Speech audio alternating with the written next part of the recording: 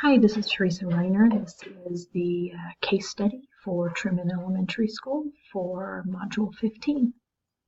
What we know, the demographics of Truman Elementary is it's a pre-K through 8 school. It's a pretty large school with 700 students in Midwestern City, medium-sized district. Again, 700 students, 3 sections per grade, and 7th and 8th grade are divided into teams. It's a pretty affluent school in that only 15% of the students qualify for free and reduced lunch, and only 5% of them are ELL students. What else we know regarding instruction concerns? The reading scores are low. They score lower in reading than they do in math, and the scores continue to decline as the students advance through the grades. Parents are concerned about these grades, the low scores, and they have expressed that through communication with myself, the principal, and they've requested that I would attend the next PTO meeting to address the concerns that they have. Also, on what we know, I had enlisted the assistance of the reading supervisor and asked that he would observe instruction and give feedback. Basically, the standards need to be revised and teaching needs to be balanced with phonemic and phonetic skills, reading comprehension, and integrated reading and writing. There's no leveled instruction at this point. Just whole group instruction at one level. Reading instruction is not aligned at all with what research says is effective instruction. It's also not long enough throughout the day. There's not enough time devoted to reading instruction, and it is broken up. Basically, major professional development is going to be required because there needs to be an extensive shift in teaching procedures. They basically need to redo what they're doing now and change almost everything as far as reading instruction goes. There's also a grant that the Department of Education has made available, and it's for research-based reading programs. The determination of the need is made on the basis of student poverty and achievement history, so it doesn't appear that we would qualify for that, but based on the reading need, we are going to apply for it. Priority are given to applicants who have analyzed student achievement and instructional program, which we have done. What we need to know in this process. How do teachers feel about the data on the reading scores? It is understood that teachers are absolutely aware of what's going on. They are the ones that do all of the reading instruction. They would know very much so that the students were struggling and that the scores were low. Why are they not using effective reading instruction? Surely this is something that has come up before, and we need to determine why the reading instruction is continuing as it is. Why is it not individualized by ability? Why does it not include skills and comprehension and integrated reading and writing? And the parents even mentioned that the spelling was not individualized. And then also, how can the standards be revised, and how are we going to schedule the PD for these big changes? The problem is basically that the scores are low and that they continue to decline. The teaching instruction is not effective. Curriculum and teaching strategies need to improve. Professional development needs to be scheduled and completely revamp reading instruction. And we also need to apply for the grant for the reading instruction. Those are the problems. Plan of action to solve this problem.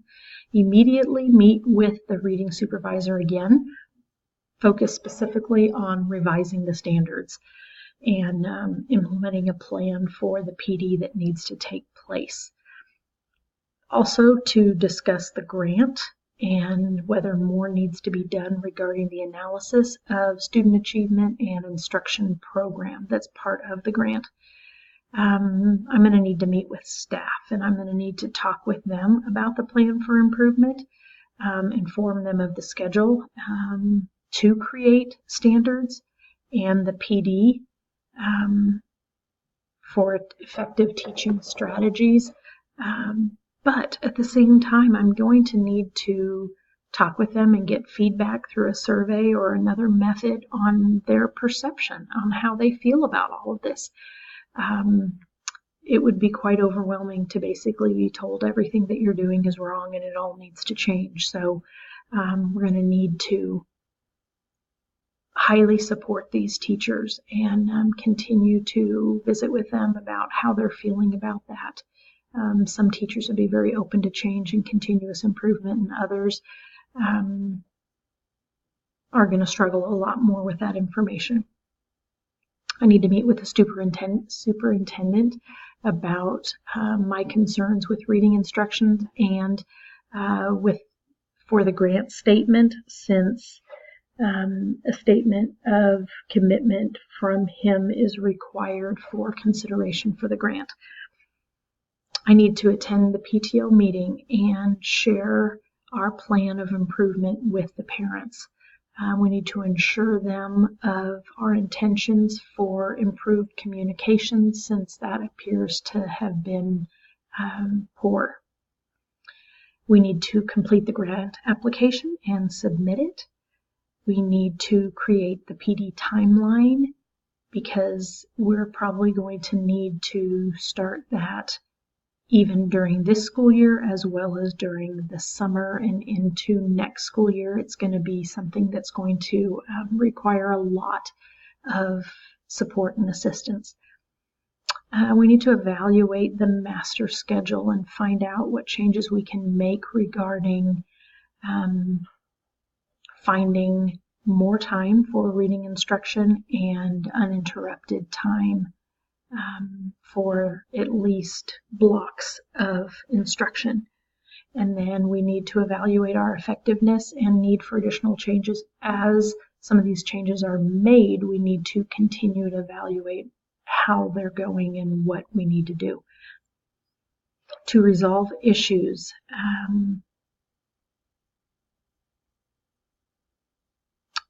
in order to promote success of all students, we need to implement effective reading instruction, including whole and small group and differentiated instruction. We need to increase reading instruction, longer periods of time, and add balanced instruction regarding skills, comprehension, and reading and writing. We need to analyze assessment data and track progress with changes. We are hoping that all of the instruction strategy or instruction reform that we're doing will immediately be effective in increasing of scores and student achievement, and we need to track that and analyze that data as it comes in. We need lots of professional development. This is a major change in the way that teaching has been done in this school. Teachers are going to need support. I'm going to need to be sensitive to the fact that we're changing a lot about how they do things, and there's going to be frustration, and we need to be prepared for that and be prepared to support them. If teachers are frustrated and overwhelmed, that's going to directly affect the students. We need to improve communication, and we need to listen to what parents and teachers are saying. And then we need to celebrate successes that we have, even if they're small baby steps. We need to celebrate those so that everything doesn't feel like everything's wrong, and we can celebrate the things that are good and right. On reflection, through this process, it was very frustrating and embarrassing to basically have all of this discussed and put out there for everybody. How are we continuing to use ineffective teaching strategies when they are clearly not working? Our scores are discouraging to look at, that they're bad and that they continue to get worse. That's very discouraging for administrators, teachers, staff, parents, everybody to see that. Now that we have an improvement plan, it's very hopeful that we're going to see improvement, and that's exciting. Encouraged about our PTO and how involved they are, and anytime you have parents that are interested in collaborating and wanting to be involved in improving the school is a good thing. And then continue to ponder additional steps that we can take to improve reading scores. Unresolved issues that still exist. We need to be very intentional about the grant. We have demonstrated the need for the program, but we're still concerned whether or not we qualify because of the non-poverty issue. How are we going to completely change our instructional practices without overwhelming teachers? We need to change, but it won't happen overnight. And teachers basically need to be engaged and be willing to move forward with these changes. We very much need to improve academic performance.